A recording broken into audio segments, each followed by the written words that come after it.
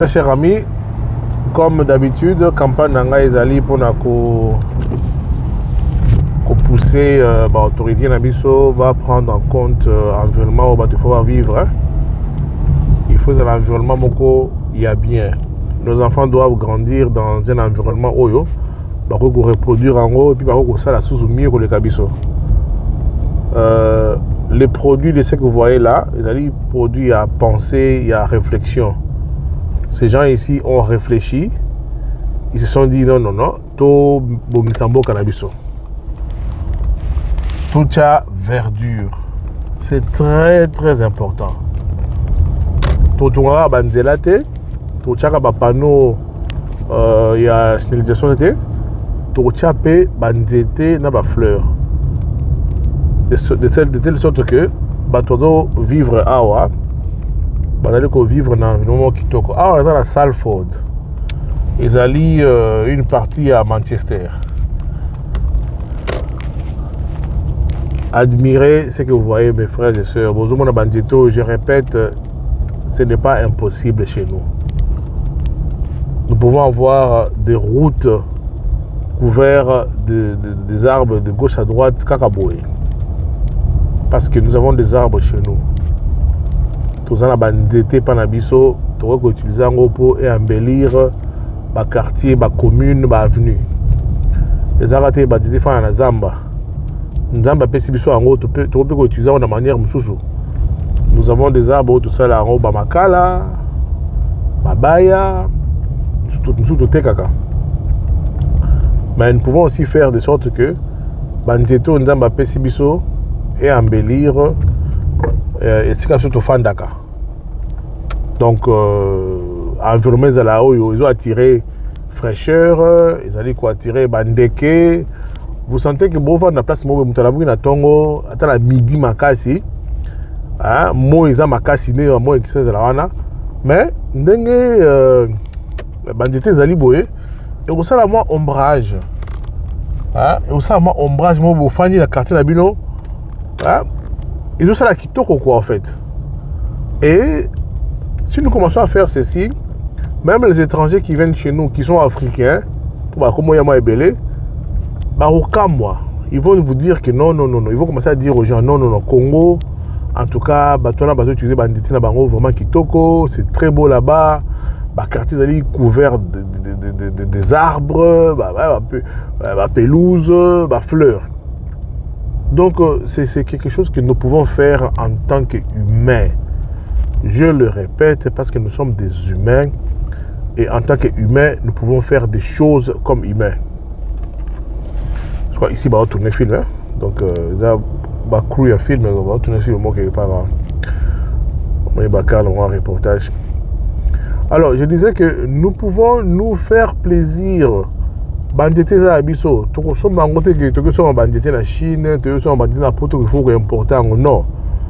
Nous avons des arbres chez nous et nous commençons à planter ces arbres là chez nous pour embellir notre pays. Congo ezali salité, surtout la capitale.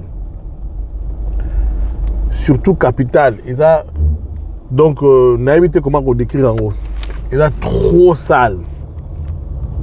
Alors trop sale. C'est comme si tu as filmé l'eau qui tambour l'eau salité. Même un binzana.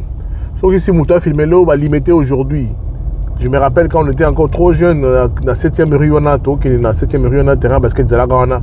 C'était très beau. Moi, bandité. Donc nous pouvons créer des quartiers à Sika. Surtout là où nous avons la porte Miba au moment Congo, c'est qui est vraiment important, c'est encourageant. C'est toujours la même chose. Donc, pour tika, verdure exatée, bandité exatée, donc. Alors, c'est comme si tu as copié bateau. Peut-être que tu as poteau. Il faut que la banque culture dans ce bas, c'est pas beau ça, que un quartier doit. Il faut se la boiser. Il faut tout ça bandité. Un quartier, il faut se la boire. Si nous sommes en train d'acheter des maisons chez nous là-bas, des parcelles, et que tout ça a le bango. Tout ça est le remonté. Tout ça est le remonté. Donc, il faut placer auto. La porte va sombi, oui. Maintenant, bon là, ça va, ok, non. Vous faites la culture, bon, même culture, hein. Bon, c'est un bâton, planter des nzete, bâtir des fleurs. Vraiment, je vous dis qu'au Congo, il y a des gens qui peuvent vous dire quels sont les arbres qui peuvent être utilisés pour embellir le quartier Nabiso. Je ne sais pas pourquoi on ne les fait pas. Parce que tu as fabriqué un ZTT, tu as importé, c'est pas possible. Et on a entendu que poto et l'engilango, beauté nango, c'est beaucoup plus verdure, c'est beaucoup plus nzete aux homonaoe. Bah, c'est permettre vraiment que ça là que dans un quartier il faut la bouée, voilà mouki na tongo to ka makela bandeke vraiment c'est la beauté. Je sais pas comment exprimer ça, je sais pas comment expliquer ça, mais c'est la beauté. C'est ça même la beauté d'un quartier. Je me rappelle la banda là côté Ingana, oui, il y avait aussi des moments où je ne sais pas si les artistes sur eux. C'est à nous de nous imposer ce que nous voulons.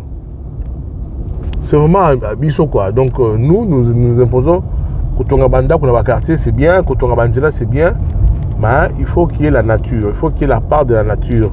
La banda ko tonga. Donc c'était ça encore une autre petite vidéo pour vous montrer comment est-ce que organisé, comment est-ce que les maisons sont construites, comment... Donc tout le monde a regardé quitter na ngai na sali boutique au teka ba unité ne mutu ma en commentaire abi kiosque ba unité d'alité. Non, exactement parce que au tcha salté dans quartier. Au tcha salté dans quartier. Hein? Kiosque ba unité pourquoi? Bon tu vois quand le parle on a au tcha libanda. Je vais tourner ici. Je pense que la route se limite ici, mais je vous montre quand même comment est-ce que les gens vivent ici. Les gens vivent dans de bonnes conditions. Oh bon, bah c'est créé.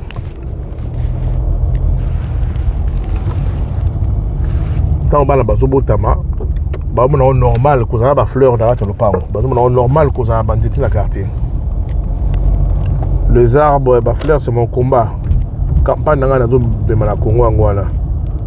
Bon, ça, mission, bon, ici, ministère de l'environnement, bon, ici, ministère de l'habitat, bon, ici, tout bazar censé créer un quartier. Bon, tout na bango. Quand est-ce que vous allez commencer à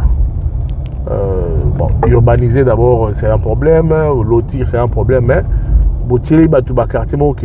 Ils ont tracé, ils ont bandité, ils ont fleurs. Il y a des jardiniers au Congo. Je pense qu'il faut utiliser Bango. Il y a des gens qui connaissent beaucoup sur les arbres. Tu utilises Bango. Ils sont congolais, tu utilises Bango.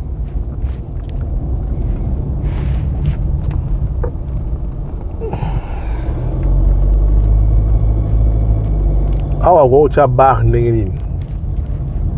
Il est où tu as bar libanda n'engeni ou tu as wapi. Que tu as bar ça maquille non. Idée route à puis aux quitte ça dans le parc non et bimi libanda boteti bozipiki une partie là-bas la place pas plutôt ma fan daga pour botia bar non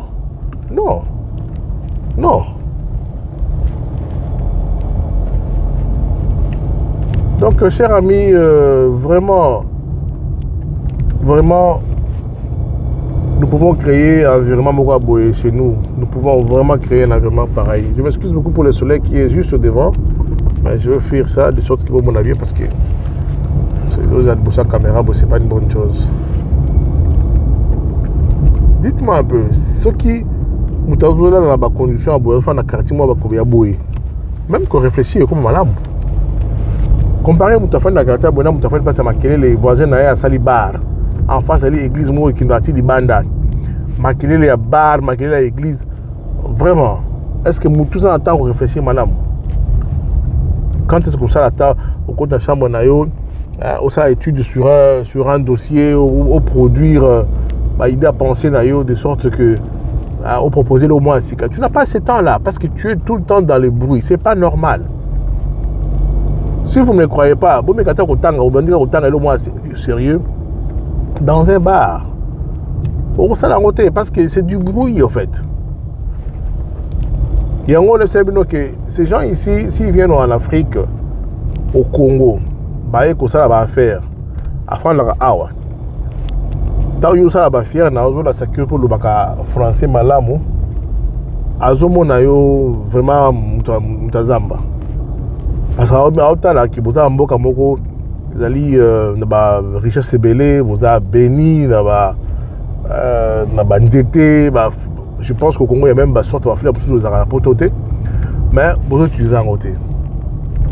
Bon, ça complique un peu bateau à faire dans la côte parce que bango pour na bango il y a chose à richesse. Alors ceux qui viennent besoin d'utiliser en côté pour eux vous allez dire boire banyama.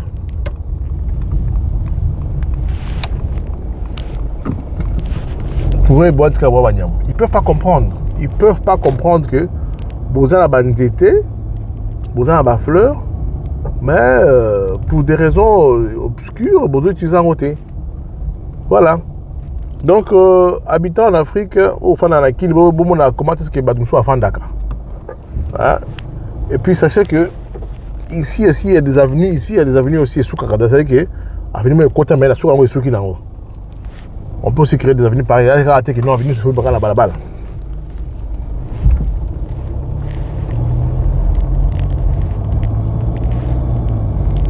Ce qui est l'homme, tout le monde, il y a 4 bandités, nion soit l'onglet de fleur. Bon, on est sous beauté. Il va faire très chaud.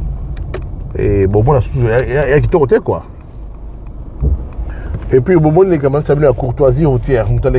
Donc, à être qu'à bloquer le bosso que non, à yo ma po ani ndes anakin. Tout ça n'inga bloquer moninga.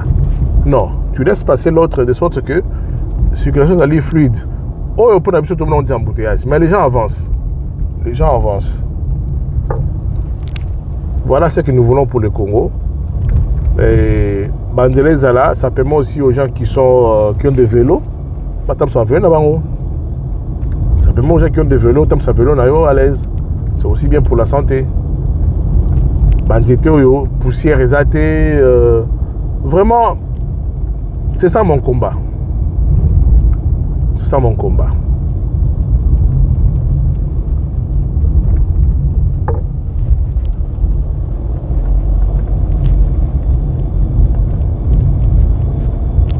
Et puis la quartier, ce sont des quartiers où il y a des bus qui viennent. Hein? Bus, on est au bus numéro 5, qui est au tout.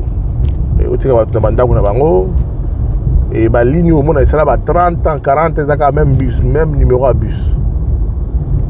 Même numéro à bus. En tout cas, très chers amis congolais,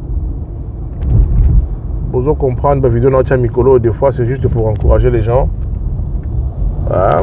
À tout croire que le Congo peut être aussi, je dirais, conçu d'une autre manière. Conçu d'une autre manière aussi. Nous pouvons commencer à concevoir notre pays d'une autre manière. Parce que tout ça bat tout. C'est très important de se considérer comme étant des humains.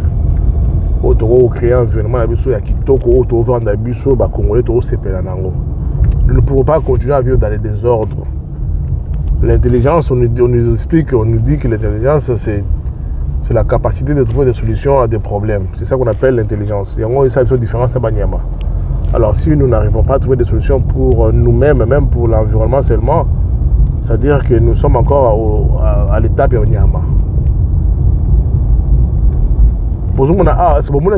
Les gens ici aiment bien, hein, le commerce, mais il y a des endroits où on met des boutiques. Ce n'est pas sur la voie publique, que c'est son droit à occuper en prise morale. Il y a public, il y a l'État, à la boutique. Ça, c'est inconcevable. C'est inconcevable. Que la mouki n'a pas nayo, ou la libanda, ou tient le moboé, et qu'il y a en prise publique. Là où le public il faut aller caca. Yo quand il y a une boutique, c'est inconcevable ici. Ta maison, c'est là où tu peux faire ce que tu veux dans ta parcelle. Mais puis après, tu ne peux que demander la permission. Même si c'est tu dois demander la permission pour la modifier en haut. Donc, tu as des choses que tu peux faire dans ta parcelle. L'Iban est à l'État. Tu ne fais rien dehors. Tu ne peux même pas mettre ce qui avait un piqué. Donc, il faut la permission. On retient le côté Libanda parce que c'est pas la hauteur, c'est à l'État. les Congolais doivent avoir cette mentalité-là de savoir que ils allaient place publique, ils allaient bien public. Ils allaient en Haïti. Alors, tout le monde a une mentalité. C'est que partout il y a Kosala, il y a Stikanaï. Donc, lui, il peut venir à une boutique, à Libanda, là où les gens doivent passer. Là où les gens doivent passer, à camion à bloquer Nzela côté Moko. Et pour nous, c'est normal. Hein? Parce que notion exacte que non, Libanda est à l'État. Il faut remettre ça dans l'école. Il faut que nous soyons à l'école. Que non, vous allez bien public. Libanda va de l'autre côté. Tu ne mets rien dehors. Nous sommes en Akati. Nous sommes en Akati. J'ai suivi une vidéo où il y a un monsieur, un Indien, a tongi immeuble dans la ville, sur le côté avenue du commerce. Immeuble il y a 2,50 m. Mes frères et sœurs, bon, on a niveau où il doit respecter l'État à Tamukete. L'État doit être jaloux, il y a un espace naïe. Comme ici en Angleterre, l'État est très jaloux, il y a un espace naïe. Alors, très jaloux. Très jaloux. Moutaou tonga immeuble, il y a 2,50 mètres. Donc, l'espace moi entre deux immeubles, il y a ceux qui ont été à Tongi immeuble place Wana. Heureusement que Babou qui en a fait sa félicitation dans Léon Moulumba. Alors, il faut tout casser. Et je suis très content. Là, je suis dans mon acquis Narigini, une avenue, ceux qui avenue Kolwezi. Il paraît que Moutona Zaka député à Kangi avenue. Donc, à côté, on a le pas on a. Là où les gens passaient, il y a Kangiango pour Assombango. Comme c'était un député, période de Kabila. Donc, aucun respect en fait. Donc, aucun respect. Quand le moment Joseph Kabila a qui ça a à Otina Zamba, à Yana Kissa, à Kangi côté à Gelé Mona. Donc, avenue au Batoa Fandaka, avenue au Batoa Fanda, il y a Kangiango. C'est pas normal. Ce n'est pas normal. Voilà comment est-ce que le pays a été dirigé. Soit au Talibanda, au village, au Zamba, au rebelle, comme dans Mbongo, comme nous sommes venus. Mais à une partie, il y a Mabela à l'État. Et lorsqu'on casse, il y a des gens qui viennent vous dire que non, Moni, il ne faut pas payer ça étant, ou Moni, à ça quand même. Donc, les gens viennent couper ça explication pour comprendre. Mouto Aïbi l'État. Et pourtant, ma fouticiété, ma man de tomber. Ma man m'a foutu le côté. Oh, il y a l'État. Mais bonjour, le bélaï.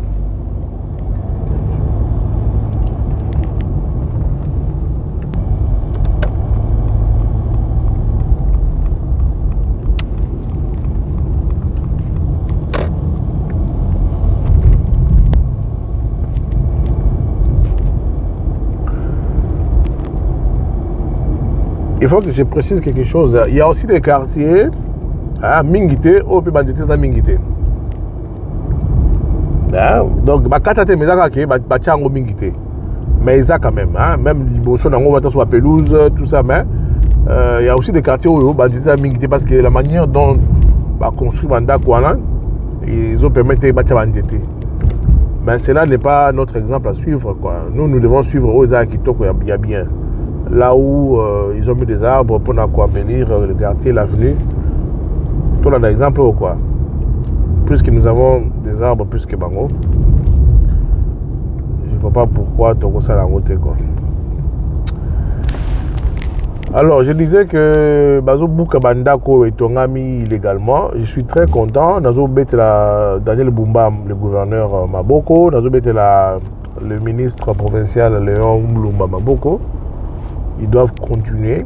Moutoufa Bangaka. Donc, un Congolais qui se réveille le matin à Zanambongo, à Banga Kosomba, l'icolo, il y a un collecteur, à Banga Kosomba, tout ça, le pain on a eu, on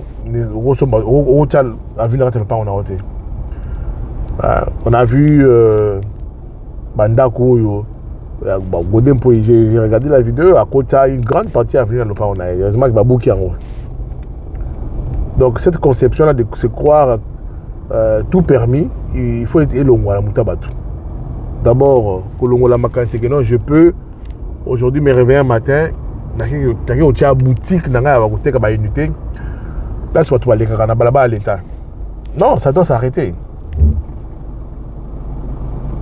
Ça doit s'arrêter. Je ne sais pas pourquoi Mouton raisonner bongo. On a mis la tongue au Ketcha, boutique, na place, pas tout balé caca. Non. Qui m'a embouteillage, je pense que je peux prendre comme ça et puis aller sur Liverpool Street.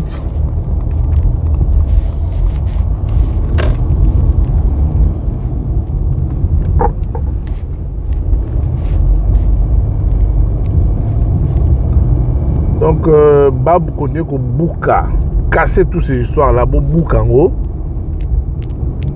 Bah, toi, ça, ton gars qui va perdre un bon là-bas, on va comprendre que n'a reçu ça la lourde à boiter.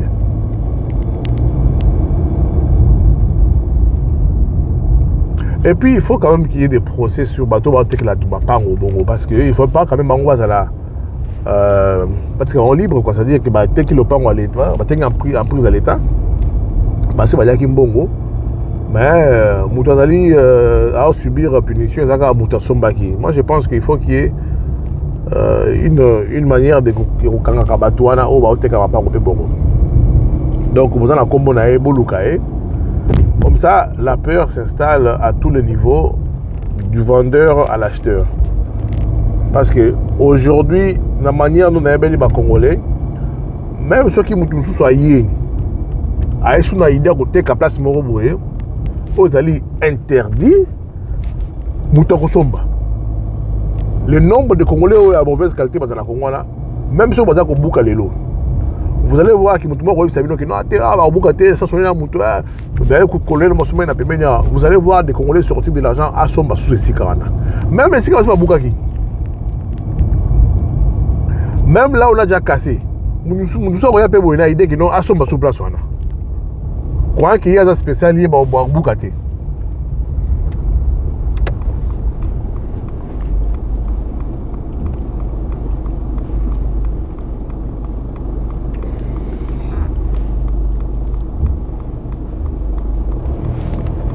Connaissant mon peuple congolais, tout ça, il y a une place parce que Bouka qui y a un sous Kosomba. On va te rater quoi en fait.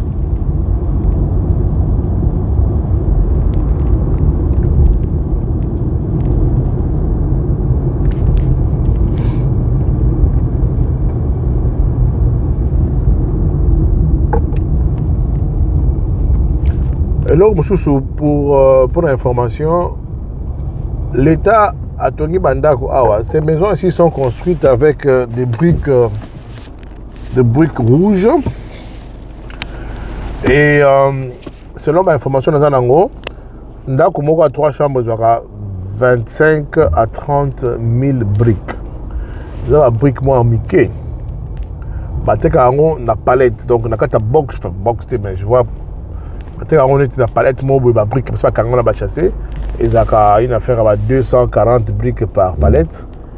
Et briques, vous allez moins d'$1. Alors, ce qui fait que, quand on construit une dame, il y a le nombre de briques qui comptent en Akati. Il y a 2 compagnies, et c'est la brique en haut. Alors, la qualité. Il y a des briques à ma cassi. Il y a des briques à ma cassi qui durera plus de 100 ans, un siècle. Il y a une compagnie qui fabrique ça.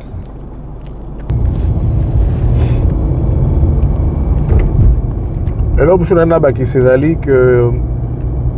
vous allez remarquer que la construction des maisons ici, ils allaient respecter, et puis même en hauteur. C'est-à-dire, il y a des quartiers où Bandaku, Nyoso, ils allaient 7 mètres, 8 mètres, il y a hauteur. Donc, ils allaient uniformes. Et à tel que Moutoumso est à Pembeni, à sali immeuble à 7 niveaux. Non, ça se passe pas comme ça. Et à tel que Moutoumso est à Simana, on a tourné maman à building. Non. Il y a des quartiers où c'est pas comme ça. D'abord, quand on rappelle en hauteur, c'est d'autres, ils avaient leur sous ou quoi. Mais ils peuvent à l'État. Mais jamais que au sommet le pas on a eu non on a une max à l'auteur quoi. Non, tu peux pas faire ça. Voilà.